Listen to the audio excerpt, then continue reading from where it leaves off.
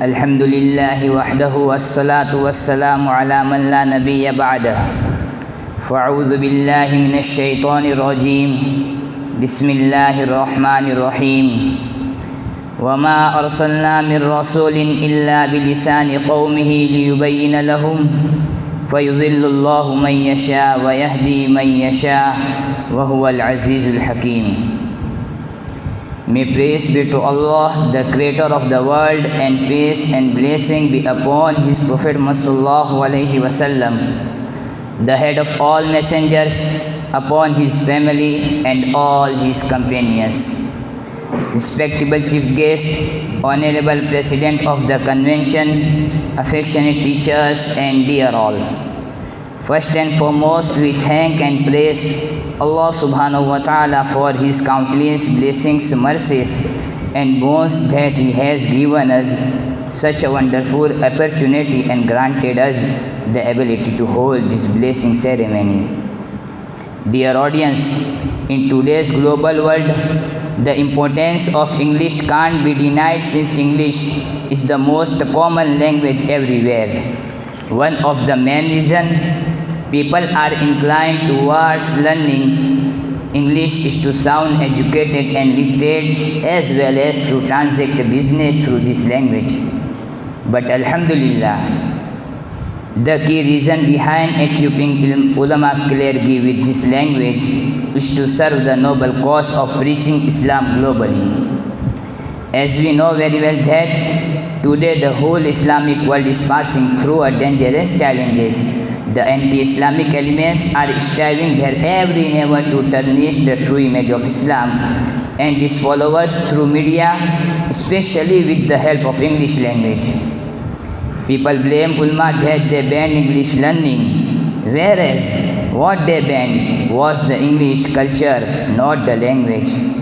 All great ulamas from Shaykh Abdul Aziz Muhaddis Dehlvi Rahmatullah alayhi and Maulana Abdul Hayy Firangi Mahalli Rahmatullah alayhi down to Maulana Rashid Ahmad Sahab Gangohi Rahmatullah alayhi and Maulana Ashraf Ali Thanvi Rahmatullah alayhi have endorsed learning language as language.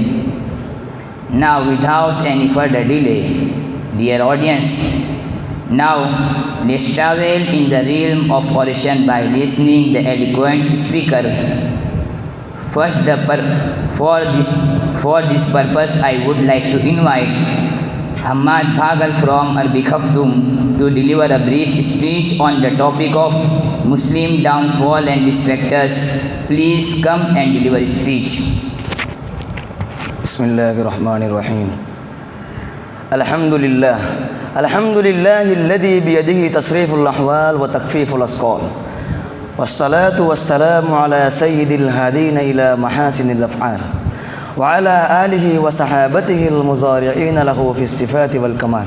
أما بعد، فأعوذ بالله من الشيطان الرجيم. بسم الله الرحمن الرحيم. وأطيعوا الله ورسوله ولا تنازعوا فتفشلوا وتذهب ريحكم واصبروا إن الله مع الصابرين.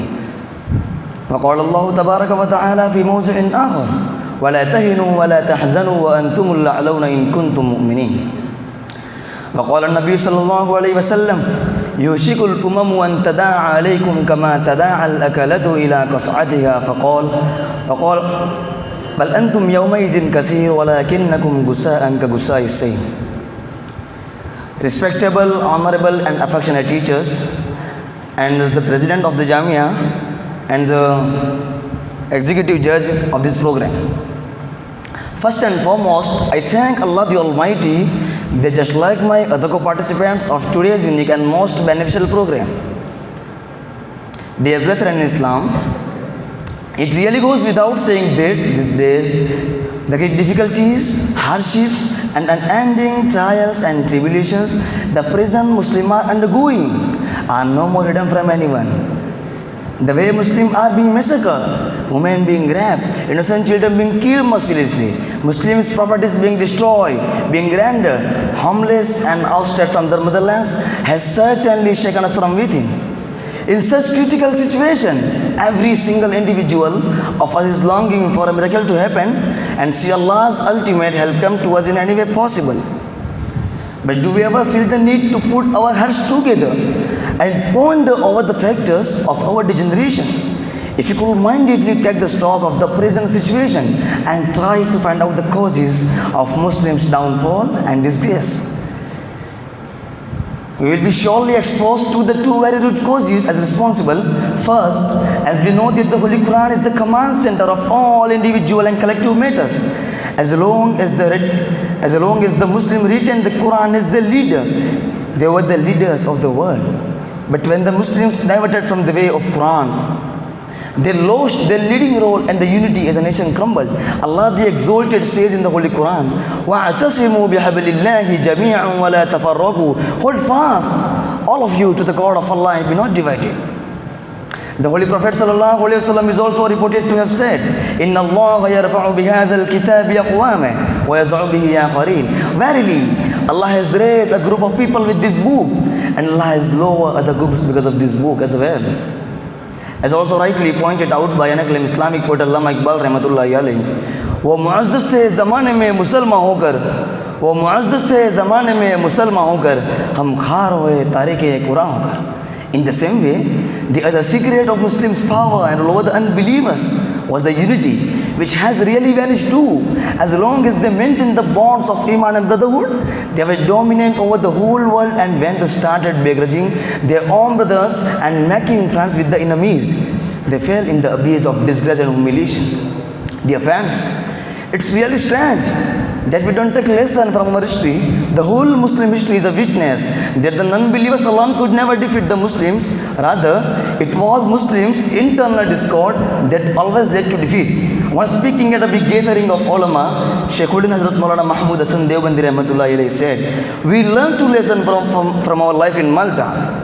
These words made the whole audience attentive, as they wanted to know what the 80-year-old sage was going to tell them something about the severe punishment and terrible torments he was inflicted with during his imprisonment. But to their utter astonishment, he said in the loneliness of jail in Malta, "The intellectuals, apart from the international scenario, the inside situation is very frightening too.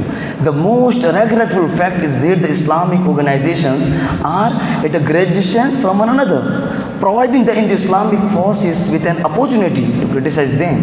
I wish that at least the upright ulama gather under command of one Amir. I wish all the Islam-loving people around the globe agree on one Amir." In conclusion, the sage of his time, Shaykhuddin Hazrat Maulana Mahmud Hasan Deobandi rahmatullahi alayhi, had pointed out two causes of Muslims' downfall. The two causes are still playing the pivotal role in the downfall of the Muslim Ummah today.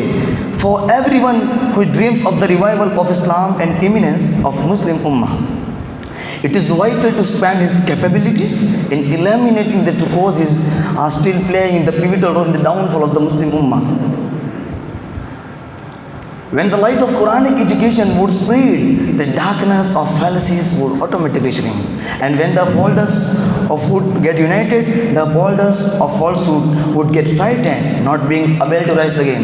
ये मैं कदा सभी का है कदम कदम बहम चले, ये मैं कदा सभी का है कदम कदम बहम चले, हमारे साथ तुम चलो तुम्हारे साथ हम चले, न हमसे दूर तुम चलो न तुमसे दूर हम चले, ये दोस्ती का वक्त है मिला के सब कदम चले. Lastly, let's pray to Allah the Almighty to grant the entire Muslim community real understanding as well as enable them to practice integrity and brotherhood in its true sense. Ameen. Wa ma alayna illa al-balagh.